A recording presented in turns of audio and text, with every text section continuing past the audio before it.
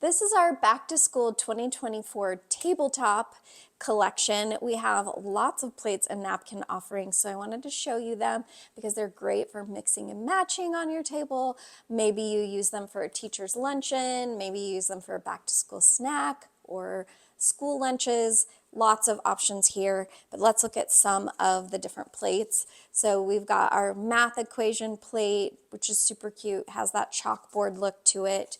We have the book set, so the stack of books, and it says, learning is fun, your future is so bright, ready, set, school, and you've got this on the binding of each of the books. So positive messages, also super cute themed plate.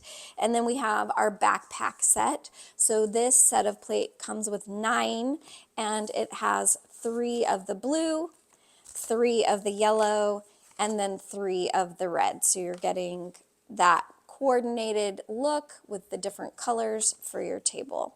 As far as napkins go, we have lots of cute options. For those older kids, we've got the locker napkin. It's super cute with all the little details like the number and the vents.